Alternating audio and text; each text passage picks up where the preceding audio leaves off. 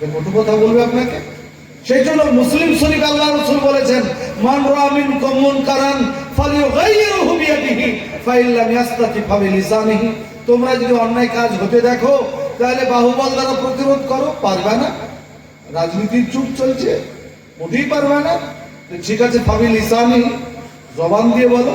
কালামুল Lin ইয়ালিনুল কুলুব, নরম কথা অনেক সময় মানুষের দিল গলে। চেষ্টা করো, বাপ ধন সোনামণি, এটা করা ঠিক নাই, গুনার কাজ করো না, বলো। যদি মনে মনে করে যে এত বড় বদমাইশ প্রধান এলাকা, একে বলাও যাবে না, আল্লাহ রাসূল সাল্লাল্লাহু আলাইহি ওয়াসাল্লাম বলছেন ফাবি কলবিহি, হৃদয় থেকে ঘৃণা করো। তো হৃদয় থেকে ঘৃণা করলে প্রধান আগামী দিনে পাস করতে পারবে? মেম্বার পাস করতে পারবে না? এমএলএ পারবে? আর কথা নয়। তো তিনটা স্তরের মধ্যে একটা স্তরে যদি না থাকো তাহলে জানতে হবে তৃতীয় একটা মুসলিম শরীফের হাদিস বলছি, তাহলে তিনটা স্তর, এক বাহুবল দ্বারা, নইলে পারে জমান দ্বারা। তাও যদি না পারো, মনে মনে ঘৃণা করো যে তোকে আমি মন থেকে ঘৃণা করি। তাহলে নিশ্চয় মন থেকে ঘৃণা করলে তার উপরে ভোটটা যাবে কি, যাকে কি করে মেম্বার প্রদান করবো। এ তো আমাদের 6 ফুটের রাস্তা করতে গিয়ে 5 ফুট করে দিয়েছে, 6 ইঞ্চি ডিপ করতে হবে সেখানে 5 ইঞ্চি করে দিয়েছে। তা খালি বালি আর বালি সিমেন্টের বস্তায় দেয়নি, রাস্তা চলবেন বা। এর প্রতিবাদ কি? তিনটা স্তর। আল্লাহ নবী সাল্লাল্লাহু আলাইহি ওয়াসাল্লাম বলেন, যদি না করো, মা মির রাজুলিন ইয়াকুনু ফি কওমিন ইয়ামালু ফীহিম বিল মাআসি, কোন একটা লোক গ্রামে পাপ করে, ওটা গ্রামের লোক দেখে যে ওই লোকটা পাপী, ওই লোকটা জুয়ারি, ওই লোকটা ব্যভিচারী, ওই লোকটা সুদখোর, ওই লোকটা জনগণের টাকা আত্মসাৎ করে, ও পাপী। জনগণ এলাকার লোক জানে, ওয়ায়াকদিরুনা আলা গায়রিহিম, আর গ্রামের লোকেরা ক্ষমতাও রাখে, একে অন্যায় থেকে সোজা করে দেবে। এই খবরদার আর কোনদিন যেন অন্যায় করতে দেখি না দেখি, এটা গ্রামের লোকেরা পারবে। আল্লাহ এতটা ক্ষমতা দিয়েছে। তা সত্ত্বেও গ্রামের লোকেরা তাকে সোজা করে না, ওকে বিরত করে না, ওর প্রতি বল খাটায় না, ওকে জবান দ্বারাও বলে না। আল্লাহ রাসূল সাল্লাল্লাহু আলাইহি ওয়াসাল্লাম বলছেন, মুসলিম শরীফের হাদিস, বিকাবিল্লাহি ক্বাবলা আইয়ামুতু, ওই গ্রামের লোকেরা শোনো, ক্ষমতা থাকা সত্ত্বেও ওই একলাই পাপী পাপ করে যায়, তোমরা প্রতিরোধ করো না, প্রতিবাদ করো না। আমি নবী মুহাম্মদ সাল্লাল্লাহু আলাইহি ওয়াসাল্লাম বলছি, মৃত্যুর আগে তোমাদের প্রতি আল্লাহর পক্ষ থেকে গজব নেমে আসবে। গজব এসেছে না আসেনি? যে লোকটা রসুন খায় না, পেঁয়াজ খায় না, মসুরির ডাল খায় না, মুরগির ডিম খায় না, মুরগি খায় না, ছাগল খায় না, গরু তো ভয়ই লটপট করে, উট দেখলে তো অজ্ঞান হয়ে যায়, সেই লোকগুলি আমাদেরকে এখন হুমকি দিচ্ছে দেশ ছাড়া করে দিবে বলে। আর আমরা উট থেকে মুরগির ডিম পর্যন্ত আল্লাহর রহমতে কিছুই বাদ দিই। উটকে জবাই করে, আর যদি 3 ফুট পা হয় তাও ফাটিয়ে সিদ্ধ করে ছোট ছোট ব্যাটারা আপনার আমার চুষে বেড়ায়। সেই জাতিকে কে ভয় দেখায় বলুন? কিন্তু এই যে আল্লাহ রাসূল সাল্লাল্লাহু আলাইহি ওয়াসাল্লাম বেঁধেছেন যে কোনো ব্যক্তি যদি অন্যায় করে আর গ্রামের লোকেরা নীরবে সহ ক্ষমতা থাকা সত্ত্বেও প্রতিরোধ প্রতিবাদ করো না, তো বিকাবিল্লাহি ক্বাবলা ইয়ামুতু, মৃত্যুর পূর্বে তোমাদের প্রতি আল্লাহর গজব আসবে। এই জন্য আমাদের গজব নেমে এসেছে। পার্শ্বস্থ রাজ্য দেশটার প্রতি তাকিয়ে দেখেন, বাংলাদেশ, যে বাংলাদেশের রাষ্ট্রপতি মুসলিম, প্রধানমন্ত্রী মুসলিম, প্রধান বিচারপতি মুসলিম, স্বরাষ্ট্রমন্ত্রী মুসলিম, জেলখানার অফিসার মুসলিম, কারা মন্ত্রী মুসলিম, সেই জেলখানাতেও মুসলমানদের বড় বড় আলেমেরা বাংলাদেশে ফাঁসি হয়েছে। বড় বড় আলেম, ইন্টারন্যাশনাল বক্তা দিলওয়ার হোসেন সাঈদীর লাশ জেলখানা থেকে বেরিয়েছে। বেরোয়নি না বেরোয়নি? কেন হয়েছে?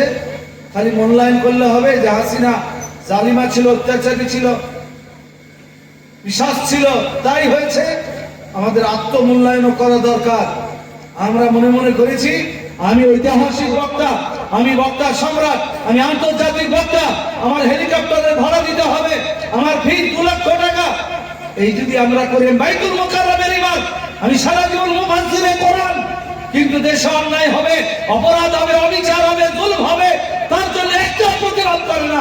সরকারের অনুকূলে কথা বলে, অপরাধীদের অনুকূলে কথা বলে, মুখ চেয়ে কথা বলে। এইরকম আলেম ওলামার প্রতি আযাব গজব আসবে না তো কার উপরে আসবে? আমার ভারতের বাড়িতে আল্লাহর রহমতে দেশ স্বাধীন হওয়া প্রায় 78 বছর 79 বছর হয়ে গেল।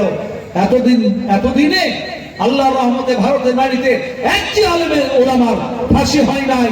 কারণ কি? আমাদের মুরব্বীরা, আমাদের জমিয়তের নেতৃত্ব, আমাদের দারুল উলুম দেওবন্দের মুরব্বীরা কোন অন্যায়ের সঙ্গে আপোষ করেনি, জেল ভর্তি করেছে কিন্তু আপোষ করেনি। আল্লাহর রহমতে ফাঁসিও হয়নি, বলুন আলহামদুলিল্লাহ। এখানে মোদি যোগী যতই লাফা, মুফতি আব্দুল কাইয়ুম বলে একজন মুফতি সাহেব আমার আগা ক্লাসে কারি নুরুজ্জামান সাহেবের সাথে জীবনে পড়তেন, তিনার ফাঁসি হয়েছিল গুজরাট হাইকোর্টে, গুজরাট লোয়ার কোর্টে, গুজরাট জাজ কোর্টে, তারপরে হাইকোর্টে ফাঁসি, 12 বছর জেল। নখগুলি টেনে খুলে দিয়েছিল। অক্ষয় রায় মন্দিরে মুফতি আব্দুল কাইয়ুম বম মেরেছে, 27 জন মারা গেছে, এই অভিযোগ দিয়ে তাকে ফাঁসির অর্ডার হয়েছিল। কিন্তু দারুল উলুম দেওবন্দের প্রধান শিক্ষক এবং আমাদের আমিরুল হিন্দ সর্বভারতীয় জমিয়তের সভাপতি, ফ্রিডম ফাইটারের যোগ্য সন্তান মাওলানা সৈয়দ আরশাদ মাদানী দামাত বারকাতুহুম, এই মুফতি আব্দুল কাইয়ুমের হয়ে কেস ফাইল করলেন সুপ্রিম কোর্টে। 6 মাস কেস চলার পর সুপ্রিম কোর্টের আমাদের অ্যাডভোকেট অমুসলিম, সেখানকার যে জেনারেল পিপি ছিলেন তিনি অমুসলিম, বিচারপতি অমুসলিম, কিন্তু 6 মাসের মধ্যে সুপ্রিম কোর্ট রায় দিল যে মুফতি আব্দুল কাইয়ুমের জেল জরিমানা তো দূরের কথা, ফাঁসি তো দূরের কথা, কোনো জেল জরিমানা পর্যন্ত হবে না, বেকসুর খালাস, বলুন আলহামদুলিল্লাহ। কাজী खिलौना समझकर हमें ना बर्बाद करना, हम भी किसी के बनाए हुए हैं। খেলার পুতুল মনে করে আমাদের ধ্বংস করতে উদ্যত হয় না। আমাদের একজন স্রষ্টা আছেন, তিনি হলেন আল্লাহ, বলুন আলহামদুলিল্লাহ। তো প্রিয় হাজিরিন, কওমের জন্য কাজ করতে হয়। জাতি বিমান চলে যাবে, আমি জালসা করে হাজার হাজার টাকা ইনকাম করব, তা আমাকে ওই ফাঁসির মঞ্চে উঠতে হবে, কারণ কওমের আর কোন নবী আসবেন না, আর কোন রসুল আসবে না। ওলামা উম্মতি কাম্বিয়া বনি ইসরাইল, রসুল বলে গেছেন আমার উম্মতের ওলামারা হবে বনি ইসরাইলের আর আম্বিয়াদের মতো। আর অন্য হাদিসে বলেছেন আর ওলামা ওয়ারাসাতুল আম্বিয়া, আলেমেরাই হবে নবীদের ওয়ারিস, আর কোন নবী আসবে না। কাজে এই কওমের ঈমান যখন চুরি করে নেবে, কারণ প্রকৃত ময়দানে আলেমে দ্বীন যারা, তারাই খিদমত করবে। মারতে দাম তাক আমাদের ওই সেবা করার তৌফিক দান করুন, বলুন আল্লাহুম্মা আমিন। প্রিয় হাজিরিন, টাকা সকলের দরকার। আমাদেরকে প্রত্যেক জালসায় 1 লাখ টাকা করবেন, তাও পরের বছর মনে হবে 2 লাখ পাইলে ভালো হতো। আশার কোনদিন শেষ হয় না, কোনদিন শেষ হয় না। দুনিয়া কার নাম? কবি লিখেছেন একটা কবিতা, যার সারাংশ এই: একটা কুকুরের সামনে হাড় পড়ে আছে, হাড়টা ফাটা, কুকুর চেটে চেটে হাড়ের উপরকার মাংস খেয়েছে, এই যে ফাটা, সেখান দিয়ে জিভটা ঢুকাতে চাইছে বারবার। ভিতরের মজাটা আরো মজা, আরো মজা, আরো মজা। মজার আস্বাদনে কুকুর ভুলে গেছে যে ক্ষতিটা কি হচ্ছে। পরের দিন আর কুকুর উঠে না, কারণ হাড়ের ফাটা, হাড়ের খোঁচাতে জীব সব ভাগ হয়ে গেছে। এর নাম দুনিয়া। যত ডুব বইতে, বাড়ি দোতলা, প্লাস্টার দিয়ে সিমেন্ট দিয়ে করা আছে, এবার পাথর দিয়ে করতে হবে না, এই পাথর ভালো লাগছে না, এবার আমাদেরকে গ্রেনাইট পাথর দিয়ে করতে হবে।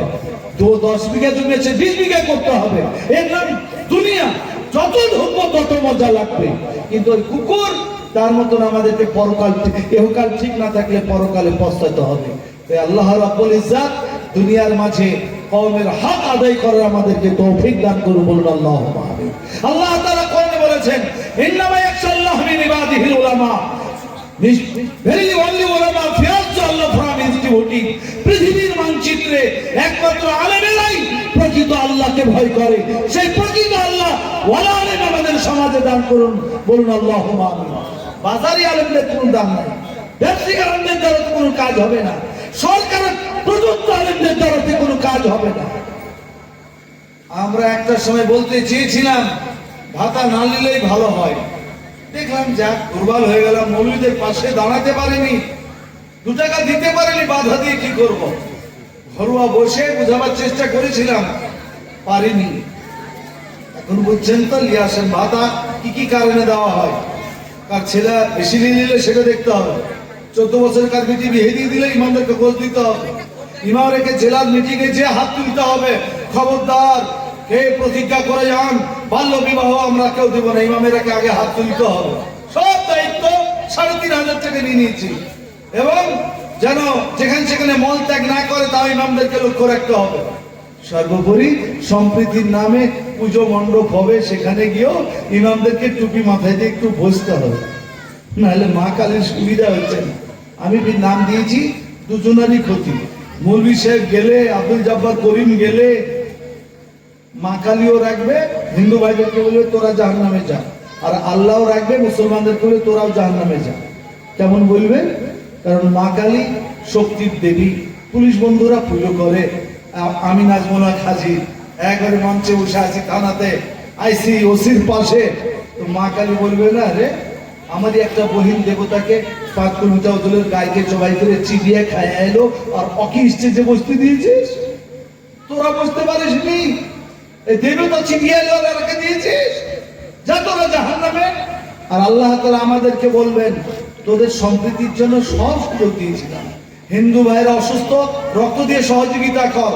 হিন্দু ভাইয়েরা অভাবী, মেয়ের বিয়ে দিতে পারছে না, টাকা দিয়ে সহযোগিতা কর। খেতে পাচ্ছে না, অর্থ দিয়ে সহযোগিতা কর। হাঁটতে পারছে না, দরকারে ঘাড়ে তুলে নিয়ে সহযোগিতা কর। বোঝাটা তুলতে পারছে না, তাহাজ্জুদ গুজার, মাথায় একটু বোঝাটা তুলে দে, পারলে বয়ে দে। এগুলো ছিল সম্প্রীতি। কিন্তু আজকে এমএলএ হয়েছে, প্রধান হয়েছে, পঞ্চায়েত সমিতির সদস্য হয়েছে, জেলা পরিষদ সদস্য হয়েছে, ভাবছে কি না সম্প্রীতির দরকার, চল দুজনা মিলি করি। টুকটুকলাদেরকে দিতে হবে 300 টাকা, লসিমুলাদেরকে 500, ছোট হাতি 700, বড় হাতি 1000, মনে হচ্ছে বাপের টাকা ছিটিয়ে রেখেছে। আল্লাহ তাআলা কোরআনে বলেছেন ওয়াবুদুল্লাহ ওয়ালা তুশরিক বিহি শাইআ, worship to Allah and do not associate with him. আল্লাহর ইবাদত করো, তার সঙ্গে শিরিক করো না, বাপ মার সেবা করো। আল্লাহ আমাদেরকে তাই করার তৌফিক দান করুন আল্লাহ। আমরা দেখলাম কি গত পুজোতে আমাদের কি ফটো তোলার মন জাগে না? আমাদের কি স্বপ্ন হয় না? না আমরা একবারে বাদ পড়া মৌলবি আমাদেরকে ডাকে না? কতগুলি মৌলবি সাহেব পাবলিককে তো দেখলামই। এবার মুর্শিদাবাদ জেলাতে 4টা থানাতে সব চাইতে বিজয়া দশমী চরম উদ্যোগে অনুষ্ঠান হয়েছে। আপনাদের কোন থানা পড়ছে এটা? কেমন হয়েছে আপনারাই বুঝবেন। কিন্তু হরিয়ারপাড়া, ভগবানগোলা, ইসলামপুর একবারে তোলপাড় করে দিয়েছে। যত যা বিধি ছিল নাচিয়ে। বিজয়া দশমী কি নাম? আমাদের হিন্দু ভাইরা করবে করুক। আমি নাজমুল হক মনে করি আমার গ্রামে যদি 10টা হিন্দু ভাই থাকে, গোটা গ্রামে যদি মাইক লাগিয়ে দেয়, রাত দিন 7 দিন যদি মাইক বাজায়, আমাদের নামাজ এত ঠনকো নয় যে জোহরের নামাজে দাঁড়িয়েছি এর মাইক বাজছে বলে আমাদের নামাজ বাতিল হয়ে যাবে। আমাদের এখন নামাজ ঠনকো নয়, ভাঙবে না, যতবারই বাজিয়ে এলে। কিন্তু ওই বাজাতে আমি যাব না, কারণ আমার গরুটা কাটতে পারছি না 5 কুইন্টাল ওজন। তাই কোনো হিন্দু ভাইকে, শ্যামল চৌধুরী ভাই একটু মাথাটা ধরো, আমি বিসমিল্লাহ আল্লাহু আকবার বলার জন্য প্রতিদিন আমরা ডেকেছি। নিকুর বাড়িটা করতে পারছি না, ভাই একটু ধর না, এটা ধরলে তার ধর্ম থাকবে না। তো তার ধর্ম যদি না থাকে, যদি আমরা না ডাকি, তো আমাদের ধর্মটা থাকবে। আমাদের ধর্মটা একেবারে যাতা নাকি যেখানে সেখানে ঘুরে বেড়াবে। একাত্মবাদে যেখানে আক্রমণ হবে সেই কাজগুলি করা যাবে না।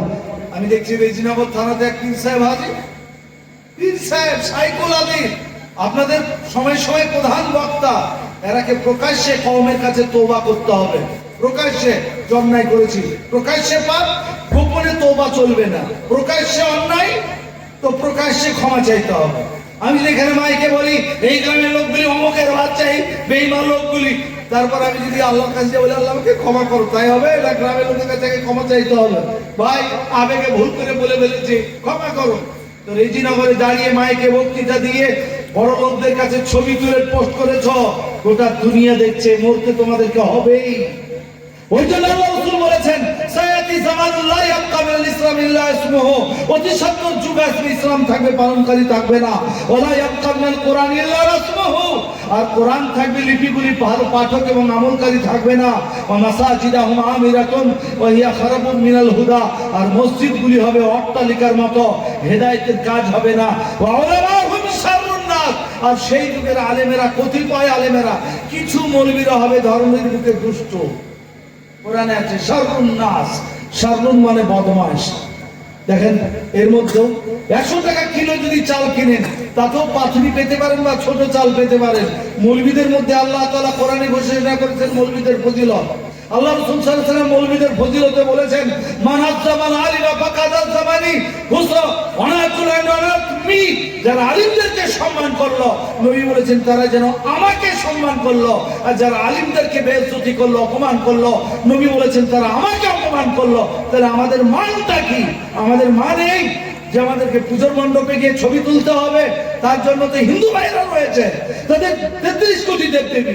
শক্তির জন্য মা কালী, সুন্দরের জন্য সম্পদের জন্য মা দুর্গা, জৈবনের জন্য কামদেব, হাওয়া বাতাসের জন্য পবনদেব, শিক্ষার জন্য মা সরস্বতী। তারা করবে তাদের মতন করে। আল্লাহ আমাদেরকে শিখিয়েছেন রব্বি জিদনি ইলমা। তোমাদের ইলমের দরকার, তো খালি রব্বি জিদনি বলে বেড়া, অত কিছু করে বেড়াতে হবে না। আমরা সব জায়গাতে আছি।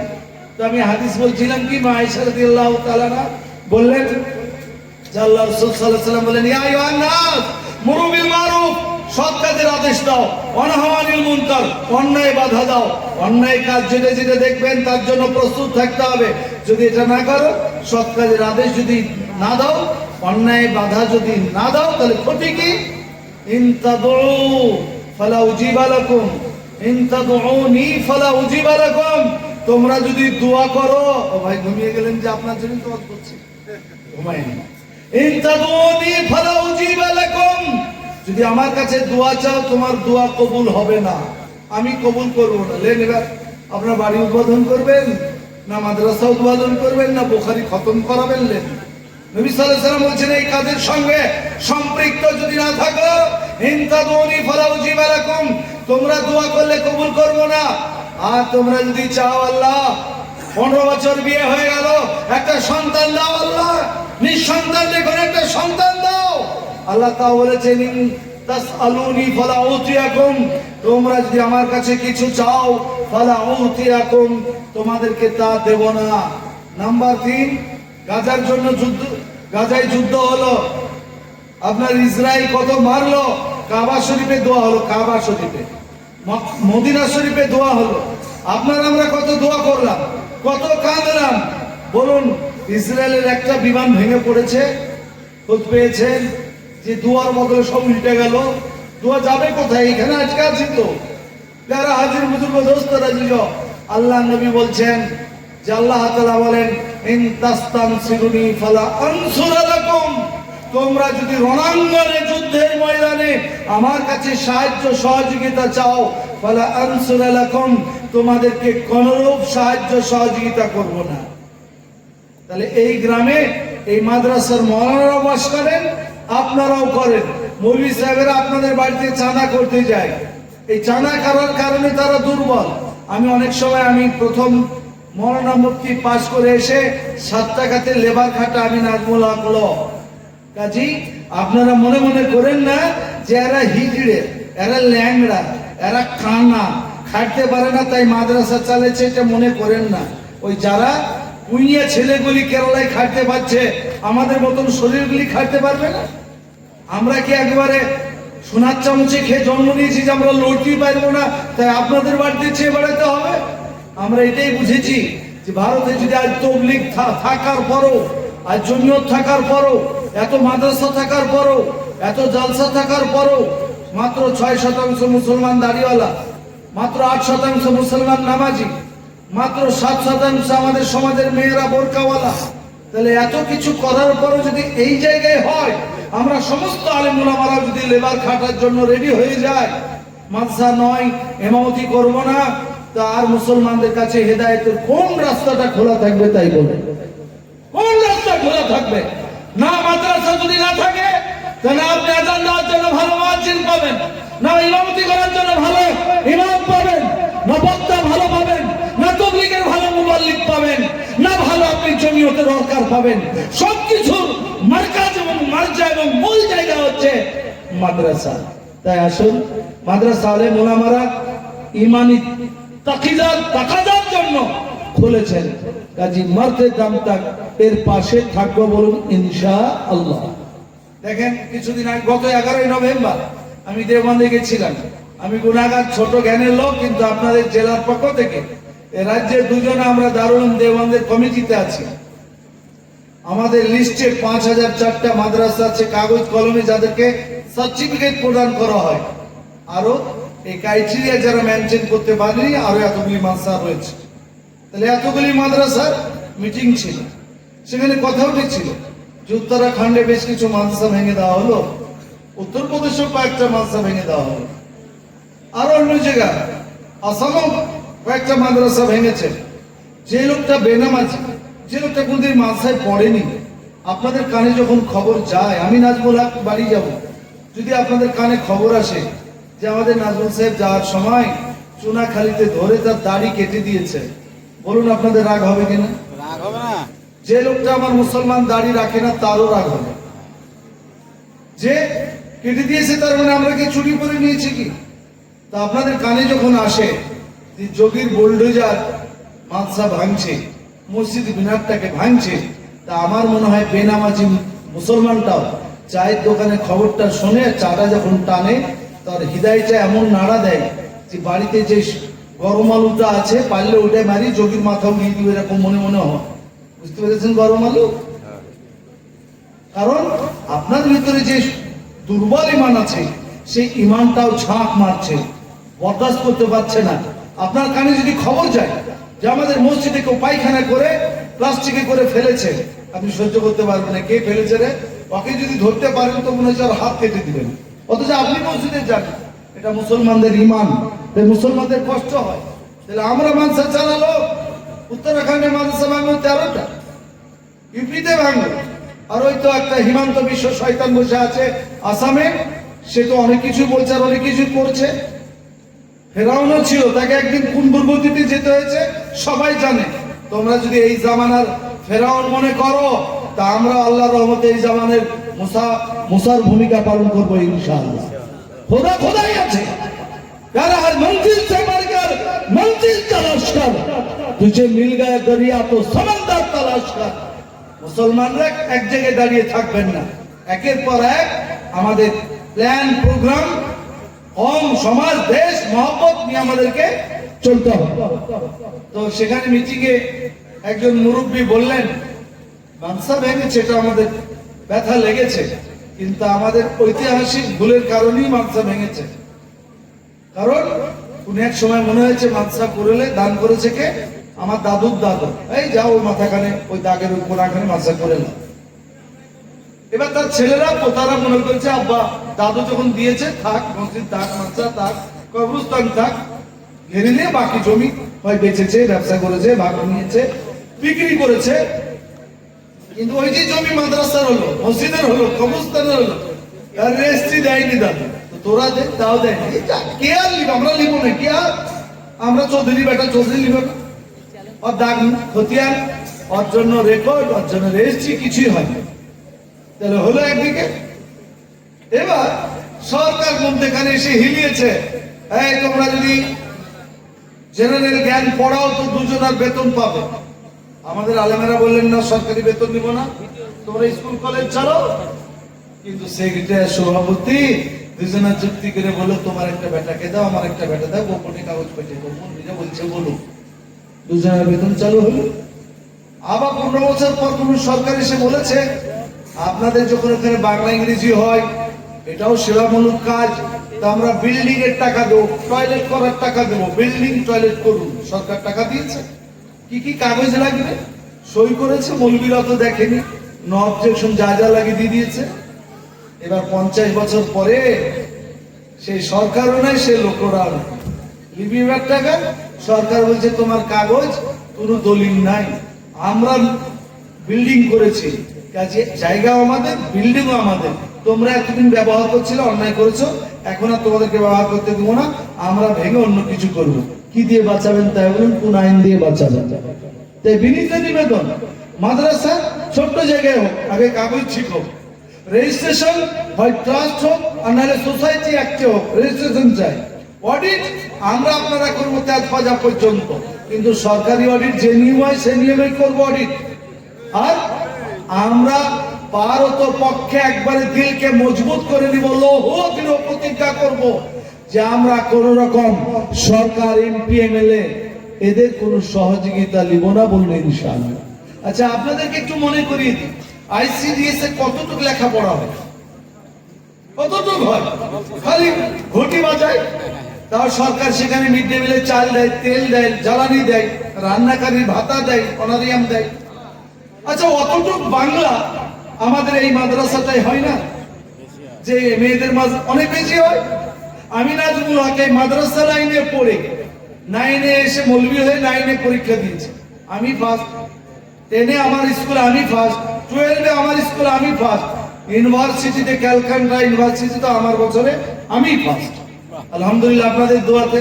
তাহলে বাংলাটা কোথায় পড়েছি? মাদ্রাসাতে পড়েছি। স্কুলে কেবল ওয়া পড়তে গেছিলাম, তারপর আর মনে পড়ে না। স্কুলে আমি মৌলবি লাইনের আগে অনও পড়িনি, তাহলে মাদ্রাসায় পড়লাম। এই মাদ্রাসাতেও পড়া হয়, কিন্তু বলুন কোন ভিডিও, কোন এসডিও, কোন ডিএম নিয়ে আসুন, তাদেরকে মনে হয়নি যেখানে 104টা মেয়ে থাকে। এরা তো ভারতেরই মেয়ে, এরা তো আমার রাজ্যেরই মেয়ে, এরা তো আমার জেলারই মেয়ে, এরা আমার ব্লকেরই মেয়ে, এরা তো আমাদের ভবিষ্যৎ প্রজন্ম, উন্নত নাগরিক, উন্নত মা তৈরি করার জন্য এরা পড়াচ্ছে ছেলেকে স্বাধীনতার সঙ্গে। এরা বাংলাও পড়ে। আইসিডিএস ওদেরকে তোমরা চাল ডাল সবই দিতে পারো।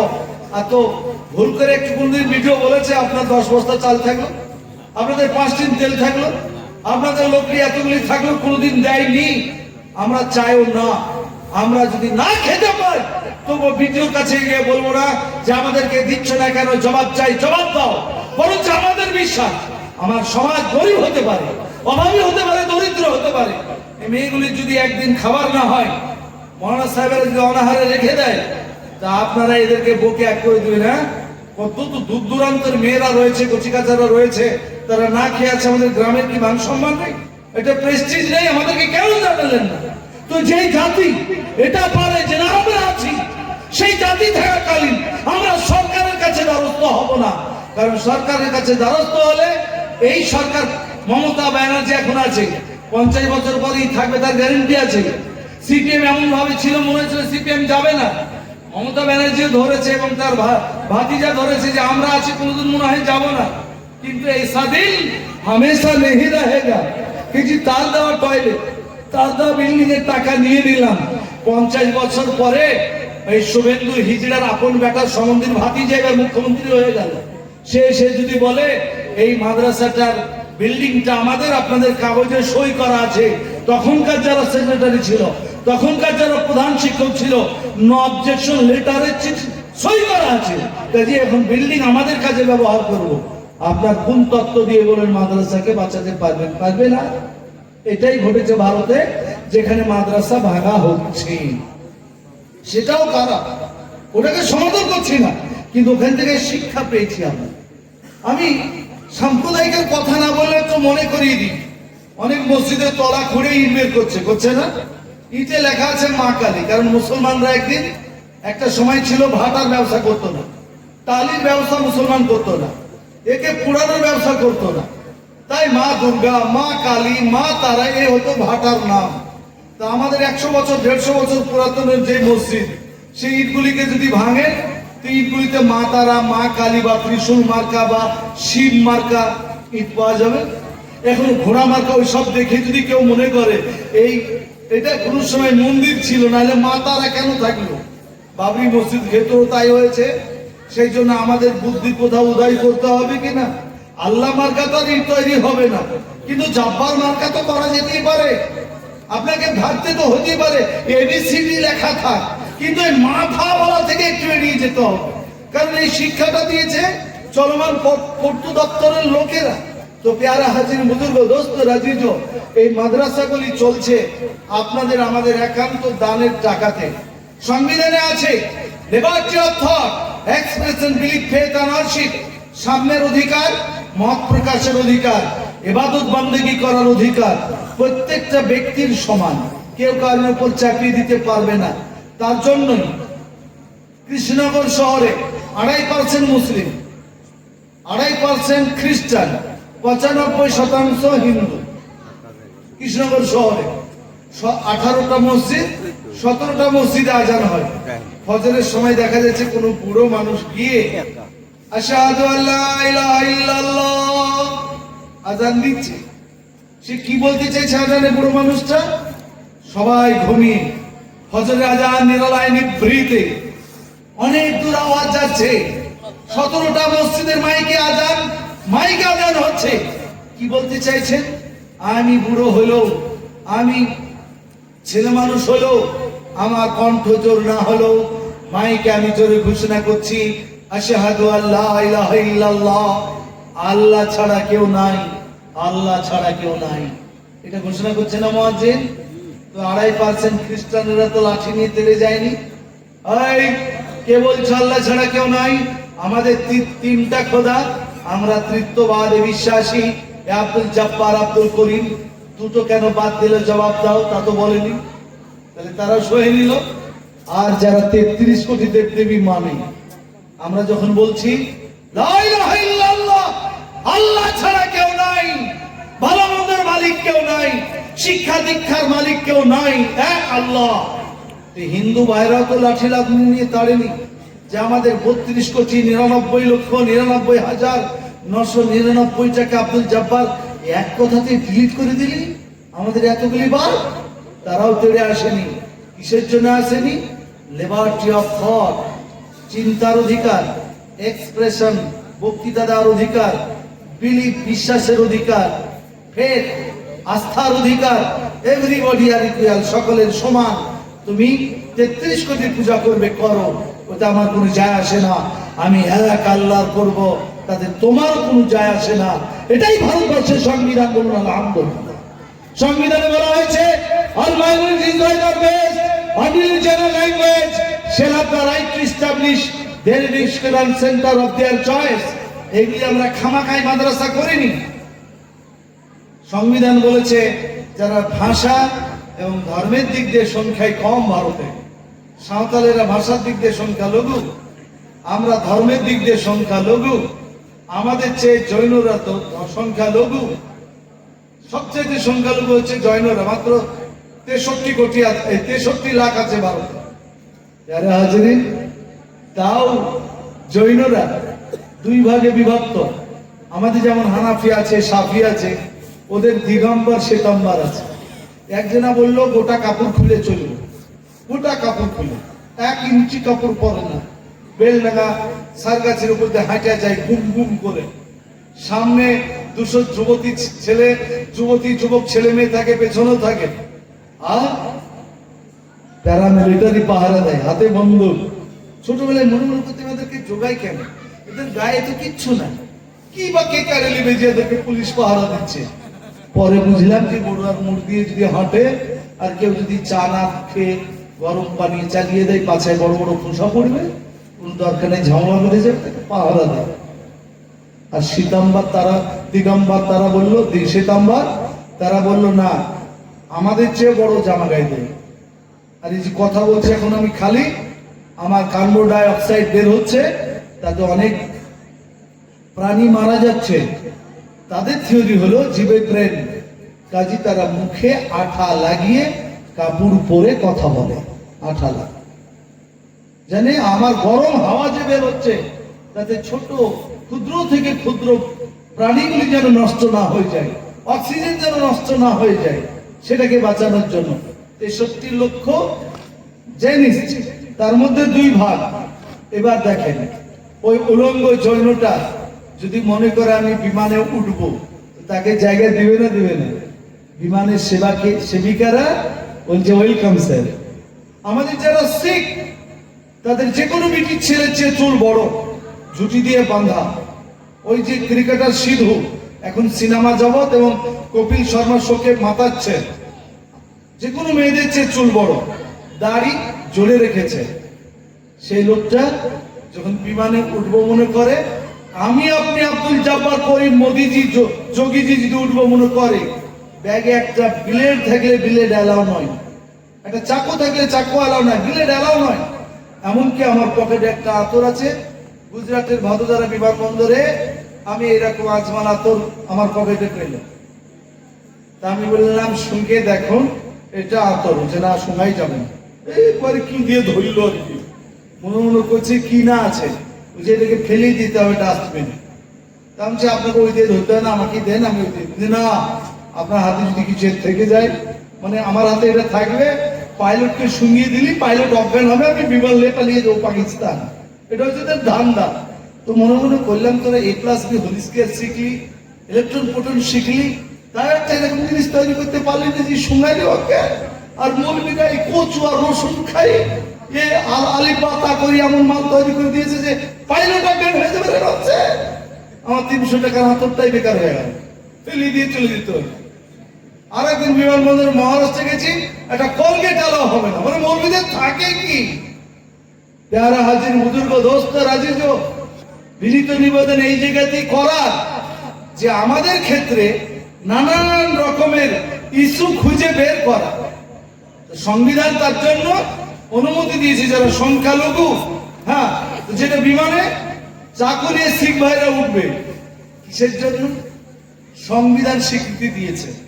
এই যে আমাদের বলছে 3 তালাকের সমস্যা, শুনে নেন, দক্ষিণ ভারতে এমন কতগুলি লোক রয়েছে, কমিউনিটি রয়েছে, তাদের বিশ্বাস এরা বলতে চাইছে ভারতে একাই নাই, না একাই দেখে। কারণ সেখানে তারা অমুসলমান হওয়ার পরও যত পৃথিবীতে মেয়ে আছে, কোন মেয়েকে বিয়ে করলে নাকি বেশি? তারা বলছে আপন ভাগ্নিকে বিয়ে করলে নাকি বেশি। অথচ পশ্চিমবঙ্গের হিন্দু বা মুসলিম আপন ভাগ্নিকে বিয়ে করলে জেল হবে, অথচ দক্ষিণ ভারতে আপন ভাগ্নিকে বিয়ে করলে নাকি পাবে। বুঝতে পেরেছেন না? পারেন? আবার গোয়াতে আমাদের পশ্চিমবঙ্গে কোন সরকারি অফিসার হিন্দু যদি হয়, দ্বিতীয় বিবাহ করলে সঙ্গে সঙ্গে চাকরি যাবে, সাসপেন্ড হয়ে যাবে, করতে পারবে না। অথচ গোয়ার অমুসলিম, তার যদি স্ত্রী বয়স 25 হয়, খালি পরপর 3টে বিচি হয়েছে, বেটা হয়নি, 25 বছর পার হয়ে গেলে বেটা নেওয়ার জন্য সেকেন্ড বিবাহ করতে পারবে, এবং সরকারি চাকরিজীবী হলেও চাকরি কোনো সাসপেন্ড হবে না। তাহলে গোয়ার হিন্দুদের জন্য আলাদা আইন। আমাদেরকে খুব আধ পাগলা মনে করছেন। কাজী ভারতে এরা মনে করতে চাইছে আমাদেরকে নস্যাৎ করার জন্য, আমাদের সুন্নত কেড়ে নেওয়ার জন্য, আমাদের আখলাক আদর্শকে নস্যাৎ করার জন্য নানান রকমের প্ল্যান প্রোগ্রাম চলছে। সেই মাঝে আসুন, ভারতের মাটিতে একজন নাম করা বুজুর্গ রয়েছেন, তার নাম হযরত মাওলানা সাজ্জাদ নোমানী। তিনি দারুল উলুম থেকে পাশ করার পর মদিনা ইউনিভার্সিটিতে 9 বছর পড়াশোনা করেছেন। তিনি আর একটা মজলিসে গেছিলাম, তিনি বিবৃতি দিলেন গত 2024 সালে ভারতবর্ষের মাটিতে 6000 মুসলিম মেয়ে মুরতাদ হয়েছে। 6000 মুসলিম মেয়ে মুরতাদ শব্দটা বুঝতে পারলেন না মনে হয়। স্কুল কলেজ ইউনিভার্সিটিতে পড়তে গিয়ে পাশাপাশি বন্ধুদের সঙ্গে সম্পর্ক করে তারা অমুসলমানদেরকে বিয়ে করে সেই ধর্ম অবলম্বন করেছে। যুব সমাজ একটু নিজেকে জাগ্রত করুন, একটু জাগ্রত করুন। মাদ্রাসা ছেলেদের চলছিল, আমাদের এই সমস্ত ল্যাংড়া খোড়া কানা মৌলবীরা যারা আপনাদের বাজারে মনে হচ্ছে কোনো কাজ করে না, আপনাদের মেয়েদের ঈমান আমল আখলাক আদর্শ থাকে, তার জন্য এরকম মাদ্রাসা করেছেন। আমাদের দারুল উলুমের পরামর্শ আরো পরামর্শ এই নিয়ে কিন্তু আমরা স্কুলের অন্যায়টার প্রতিবাদ করতে পারছি না, কারণ প্যারালাল আপনাকে কিছু দিতে হবে। তাই ইনারা যখন বানাত চালাচ্ছেন, ইনারাই পারবেন। একদিন এই পরিবেশ তৈরি হোক যে এই বানাত আবাসিক চলছে, চলুক, কিন্তু প্যারালাল বানাত চালাতে হবে গার্লস স্কুল। আমাদের আপনাদেরকে দায়িত্ব নিই যে আমাদের ঘরের মেয়েরা শালীনতার সঙ্গে সেইখানে আসবে, আবাসিক নয় অনাবাসিক হবে, পড়াশোনা করবে, দিনিয়াত পড়বে, ধর্ম পড়বে, এইচএস পর্যন্ত পাস করবে, পড়াশোনা করবে, তারপর আস্তে আস্তে প্রাইভেট কলেজের আমাদের ব্যবস্থা করতে হবে, যাতে আমাদের মেয়েদেরকে ছলনায় ফেলিয়ে তাদের ইজ্জতকে যেন বেইজ্জত না করতে পারে। আল্লাহ তৌফিক দান করুন, বলুন আল্লাহুম্মা আমিন। কিছুদিন আগে 3 মাস আগে আপনারা পেপারে দেখেছেন কলমে যে বর্ধমানে একটি পরিবারের মেয়ে দেখতে সুন্দরী হিন্দু ছেলের সঙ্গে সম্পর্ক হলো। ওই যাই এত লোহার সঙ্গে যদি আমাদের চুম্বক থাকে, যা হওয়া তাই হয়েছে। বাপ মা কত কান্নাকাটি করলো, মেয়েটি শুনলো না, তার জীবন দিয়েও সব কিছু বিসর্জন দিয়ে তার সঙ্গে চলে গেল। মাত্র 3 মাস থাকলো। 3 মাস পরে হঠাৎ একদিন বাপ মাকে ফোন করেছে রাতের 12টার দিকে, খালি এতটুকু বলতে পেরেছে, আমি বিপদে, তোমরা আমাকে শেষবার প্রাণ বাঁচাতে সাহায্য করো। বাপ মার ভুল আবেগ উচ্ছ্বাসে মেয়ের জন্য তাড়াতাড়ি পৌঁছেছে মেয়ের বাড়ি, শ্বশুর বাড়ি। আগে থানা যা, পুলিশ গেলে, তা না করে রাত্রি 12টা 1টায় তার বাড়ি। তাদের আত্মীয় স্বজনরা মিলে বরং সেদেরকে একটু মারপিট করেছে, অপমান করেছে। হ্যাঁ, তোমাকে কে খবর দিল তোমার মেয়ে ভালো আছে, দেখা করতে পারো না, তোমরা লুট করতে এসেছো, তোমাদের মেয়েকে হাইজ্যাক করে দিয়ে চলে যাবে, ইত্যাদি ইত্যাদি। এরা নিরাশ হয়ে রাত্রে ঘুরে এসেছে। সকালবেলায় থানা যাব, একে ডাক, মেম্বার ডাক, প্রধান ডাক। আজকাল তো ওরা 10টার আগে উঠে না, নিয়ে থানা গেছে। ততক্ষণে পুলিশ নিয়ে গিয়ে দেখছে বরঞ্চ ছেলে পক্ষের আত্মীয়রা থানাতে অভিযোগ জানাতে গেছে যে আমাদের বাড়িতে আমাদের বৌমা গলায় দড়ি দিয়ে আত্মহত্যা করে মারা গেছে। পোস্টমর্টম হলো, অনেক কিছু রিপোর্ট হলো, যেটা আত্মহত্যা নয়, এটা মেরে দিয়ে তাকে ঝুলিয়ে দেওয়া হয়েছে। মুসলিম জনসমাজের মা বোনদের কাছে, আমাদের মেয়েদের কাছে বিনীত নিবেদন, বাপ মার অবাধ্য হয়েও না। প্রেম ক্ষণিকের প্রেম, প্রেমের গল্প আমরা যে কম জানি তা নয়। একটা আর ইংরেজি সাহিত্যের গল্প ছেলে মানুষ ছেলে মেয়েদের জন্য শোনাচ্ছি। প্রেম কি জিনিস? একটি ছেলে মেয়ে গল্প করার জন্য কোনো জায়গা পাচ্ছে না, রেস্টুরেন্টে ভিড়, ক্লাবে ভিড়, পার্কে ভিড়, কোথায় গল্প করব? তা আপনারা খ্রিস্টানদের কবরস্থান দেখেছেন কেন? খুব পরিষ্কার পরিচ্ছন্ন হয়। কৃষ্ণনগর যখন ট্রেন ঢুকে, ঢোকার আগে বাম দিকে তাকিয়ে দেখবেন বেশ অনেকটা এরিয়া ঘেরা, একটা খ্রিস্টানদের কবরস্থান, দারুণ লাইট টাইট দিয়ে সাজানো থাকে। ওটার নাম ওরা বলে দা হেভেন অফ দা আর্থ, পৃথিবীর স্বর্গ, তাই বলে কবরস্থান। তো ছেলে মেয়েটি ঠিক করলো গল্প করি তো কোথায়, তাহলে চলো কবরস্থানে গল্প করবো, ওখানে কেউ যাবে না, কেউ ডিস্টার্বও দিব না, আর মরা লোক শুনতেও পারবে না যে আমি কি বলছি।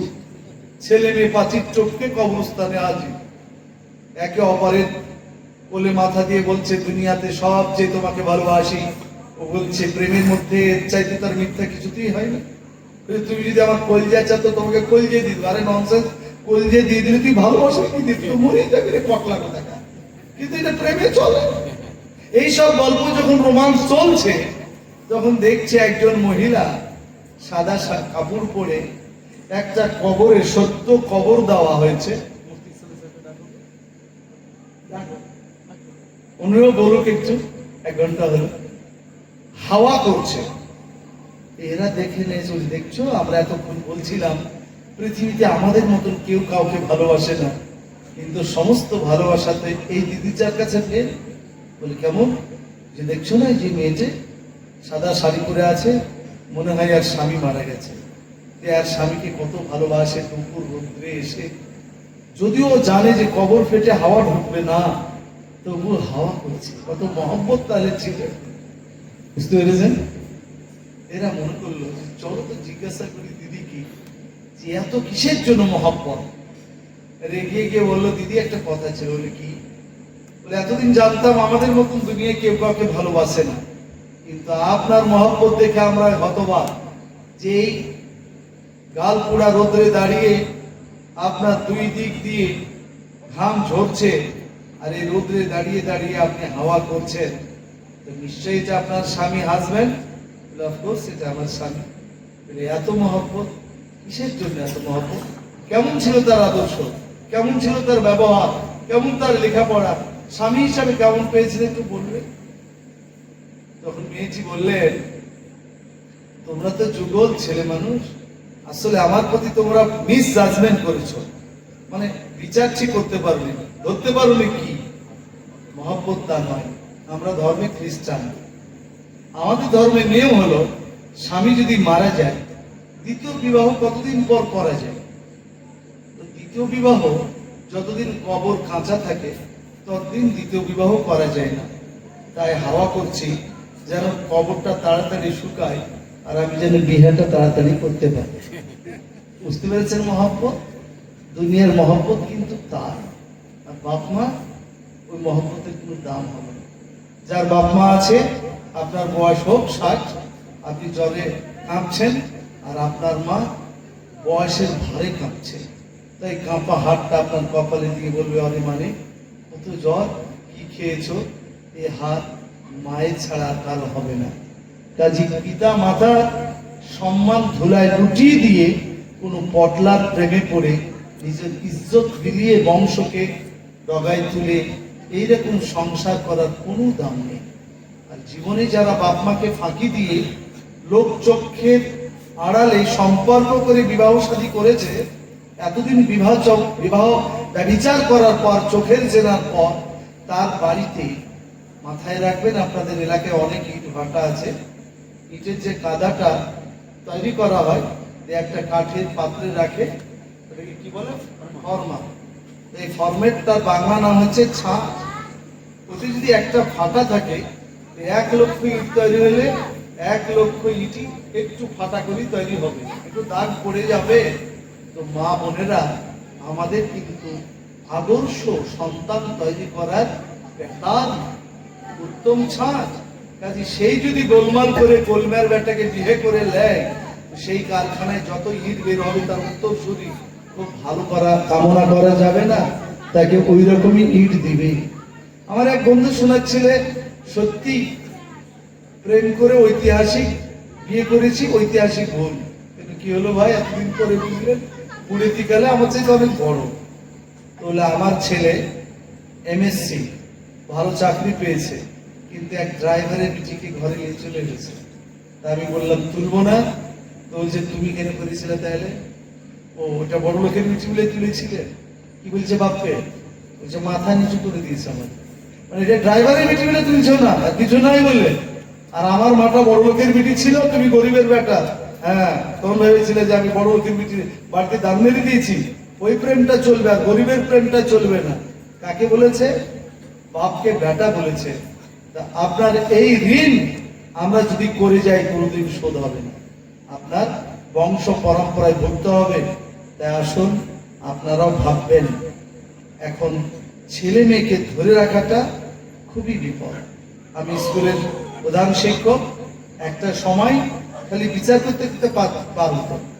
এখন স্কুলে জানেন মারা যায় না, বকাও যায় না, তবু কিন্তু মৌলবি তো 5 বারে খাওয়ালো, মনে মনে হয় যে তোর মা মরলেও তো জানাজা পড়বো, তোরও একটু পড়িয়ে নি যায়, মারি না পারা পারি না, যা তোর বাপকে বলিস, ওই যে অনেক বাজেছে, সামলানোর চেষ্টা করবে।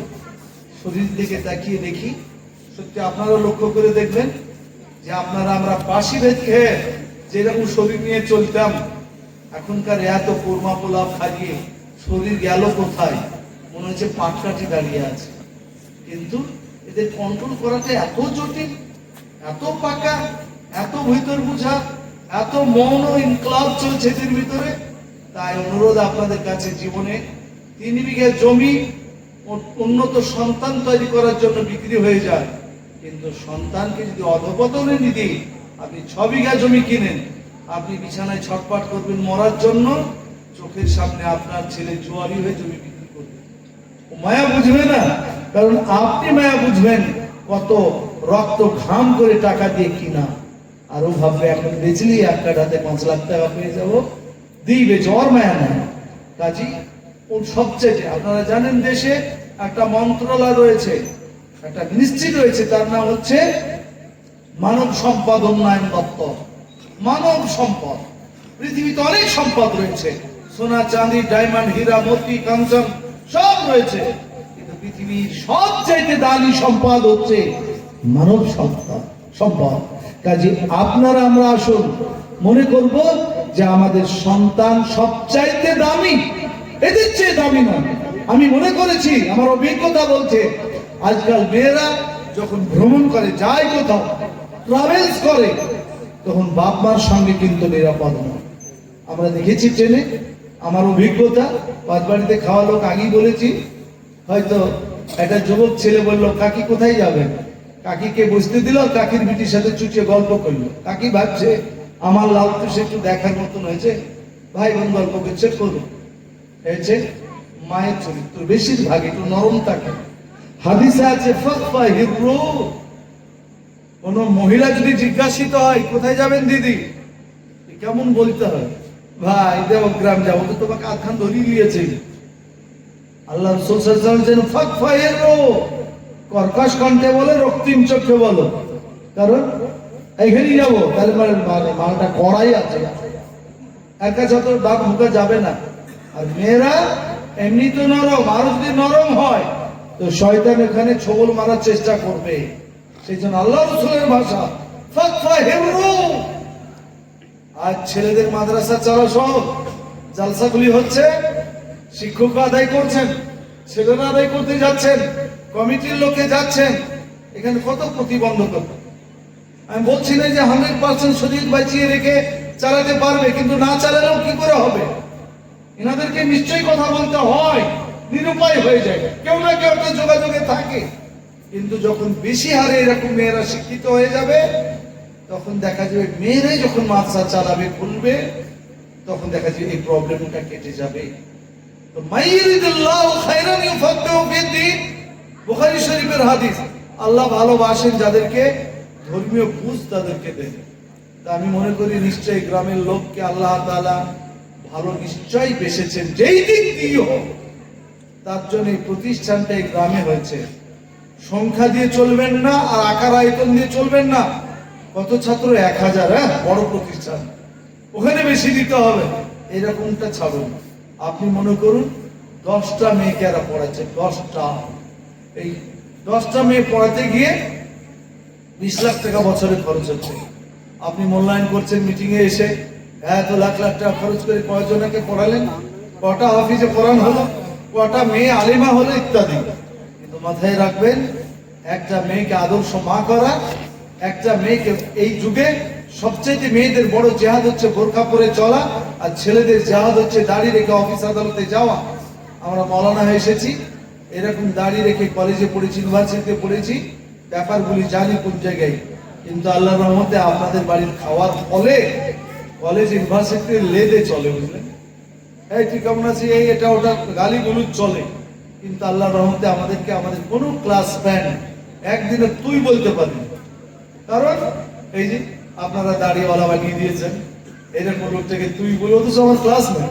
ওরা নিজেরা কত হাসি, কেউ খারাপ গালি উচ্চারণ করেনি আমাদের সামনে কোনোদিন। কোনো বন্ধু আজও যোগাযোগ হয়, কোনোদিন হাসি মজাক খারাপ দিক দিয়ে হয় না।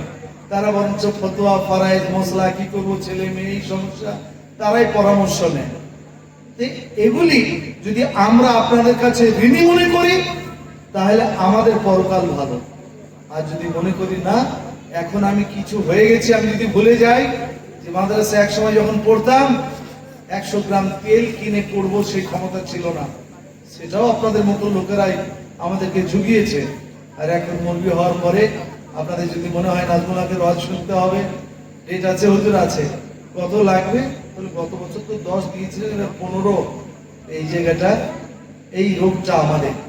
আল্লাহ নবী সাল্লাল্লাহু আলাইহি ওয়াসাল্লাম বলেছেন, আর উলামা ওয়ারাসাতুল আম্বিয়া লাম ইওয়ারিসু দিনারা ওয়ালা দিরহামা। আলিমেরা হচ্ছে নবীদের ওয়ারিস, টাকা পয়সার ওয়ারিস বানানো হয় না, স্বর্ণ মুদ্রা, রৌপ্য মুদ্রার ওয়ারিস বানানো হয় নাই। ইলমে দ্বীন, ইলমে নববী, শরীয়তের এদেরকে ওয়ারিস বানানো হয়েছে। টাকা আমাদের দরকার, এটা আমার কম জানে না। আমরা ঈদ পড়াই, তাও টাকা দেয়, তারাবি পড়াই, টাকা দেয়। আমরা আপনার বাড়ি দোয়া করতে যাই, তাও পকেটে কিছু ভরে দেয়। জালসাতেও আমাদেরকে দেয়। না চাইলে কি হতো না? না খেয়ে মরে যেতাম। আপনাদের মনে মনে হতে পারে যে এখন হেডমাস্টার 1 লাখ টাকা বেতন পায়, তাই বলছে। শুনে নেন, এসে 12 বছর ইমামতি মাদ্রাসায় পড়িয়েছি, মাদ্রাসায় করেছি, বাড়িতে খাবার হতো না। মিলাতে গেছি এলাকায়, তো মনে মনে করতাম যে আজ তখনকার দিনে 90 সাল, তখন নতুন বলবি 10 টাকা তো দিবি। সকালবেলায় চাল কেনার জন্য মাও মনে করতেন যে মনে হয় মিলাদ রাত্রে করেছে, তো বেটা কিছু না কিছু টাকা পেয়েছেই। কিন্তু আমি পানও খাই না, গুলো ঘষি না, মৌলবীদের ব্যারাম এগুলি হারাম বলবো না, তবে ব্যারাম বটে। কারণ এদিকে সাধারণ লোকের বিড়ি না খেলে বলে কষা পায়খানা ক্লিয়ার হয় না। মসজিদের পায়খানা তো দেখছি বিড়ির গুঠা পড়ে, ওখানে কি আজাজিল খেতে এসেছিল না মাতালরা খেতে এসেছিল? ওখানে মসজিদের পায়খানায় বিড়ি পড়ে কেন? মুসল্লিরা এক একজনের ঢুকা বাড়াইছে, তো বিড়ির গন্ধা ঢোকা যাচ্ছে না। কি ব্যাপার গো, ক্লিয়ার হয় না? আচ্ছা, তা আপনার বাড়ি আলির ক্লিয়ার না হলে ডাক্তার লিখেছে কোনোদিন যে প্রত্যেকদিন 1 বান্ডিল করে খাইতে হবে, তাহলে বাড়ি আলির পায়খানা ক্লিয়ার হবে? তার বেলাতে বাড়ি আলি যদি 2 বার টানে তো বলে মদ্দানিকে 3 তালাক থাকলো। ও বাড়ি আলি টানলে এটা মদ্দানি, বাড়িওয়ালা টানলে একবার মনে হয়েছে সব ফুলচন্দন। আমাদের মৌলভী সাহেবদেরও দেখছি এখন, ইনাদের আছে কিনা আমি জানি না, গুল ঘোষা ব্যস্ত, গুল পিক পাক আর যে জর্দা দিয়ে পান আর 360 না কি নাম্বার সব বলছে, চুটিয়া চালাচ্ছে। এগুলি এক টাইপের ব্যারাম। আমি হারাম টারাম বলছি না। তো এই জালসারও কন্ট্যাক্ট করাটা হারাম বললে হয়, কিন্তু বলবো না আমি, তো ব্যারাম বলে। আমাদের বড়রা এটা করে। দেখবেন আহলে হাদিস আর দেওবন্দি খুব মিল নাই। ওরা বলে জোরে আমিন, আমরা বলে আস্তে আমিন। ফাটাফাটি আছে না নাই? বুকে হাত বাঁধবো না, নাভির নিচে আসবো, খুব তর্ক। কিন্তু আহলে হাদিস আর হানাফি বিতর্ক দেখেছেন যে জালসায় কন্ট্যাক্ট করা ঠিক না, দুজনে দলুলে ঠিক। লেওয়ার বেলাতে দুজনের খুবই মিল। চাহে নিতে হয়, নাহলে যদি না দেয়, আচ্ছা না দেয় তো আমরা না খেয়ে মরে গেছি। আমরা বরঞ্চ মাদ্রাসা লাইনে পড়তে এসে ফারিগ হয়ে এলাম। আমার বাড়িতে আব্বার সংসার চালাতেন, অনেক ভাই বোন, 6 মাস চলতো আব্বার ইনকামে, 6 মাস অভাব। আমি এসে আব্বাকে বললাম সংসারের দায়িত্ব আমার, দোয়া করেন আপনার আস্তে আস্তে খাটনি বাদ দেন। আলহামদুলিল্লাহ চলে গেছে। একটা চকিতে 3 ভাই শুতাম, বর্ষার সময়তে পানি পড়তো, তো এদিকে গড়তাম, তো দেখছি এদিক দিয়েও পানি হতো। মা বলতো চকির তলে থাকো, চকির তলে। তো এগুলি যদি আমরা ভুলে যাই, আমি এগুলি কেন বললাম, কিসের জন্য বললাম? আমার অন্তরাত্মাকে ধাক্কা দেওয়ার জন্য। যে আই হ্যাভ কাম ভেরি পুর ফ্যামিলি, সেইখান থেকে লোক, আমরা যে না চাই না তো লোক আমাদেরকে দেয় না। লোকের কি বুদ্ধি বিদ্যা নেই? যারা গাড়িতে চলছে আর সেইভাবে চলা যায় না, কিন্তু আমাদের মনের স্বাদ 15 চাই 20 চাই, এগুলিকে বৈকট আপনাদেরকে করতে হবে। কিন্তু তাতেও যদি আপনাকে ইনশাল্লাহ বললি, তাতেও পারবেন না।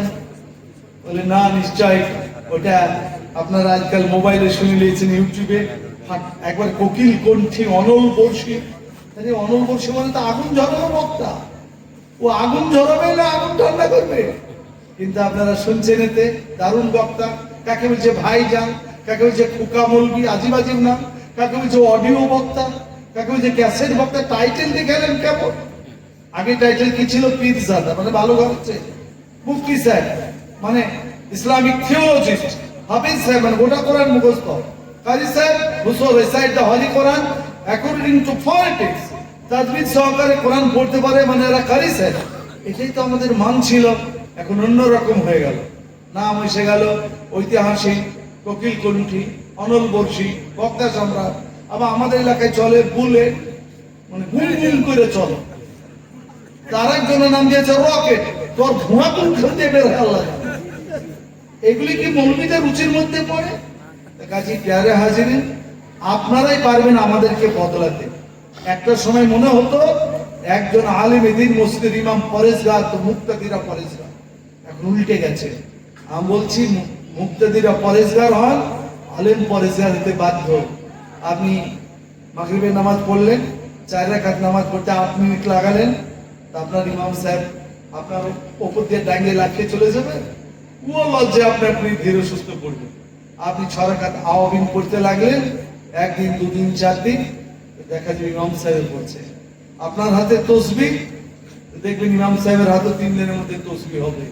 তাই বিনীত নিবেদন, আপনারা কি নিয়ে আমাদের চলা, খালি আমরা ভালো হলেও হবে না, আপনারা ভালো হলেও হবে না, আমরা আপনারা সবাই মিলে ভালো হয়ে প্রতিষ্ঠানের পাশে থাকবো।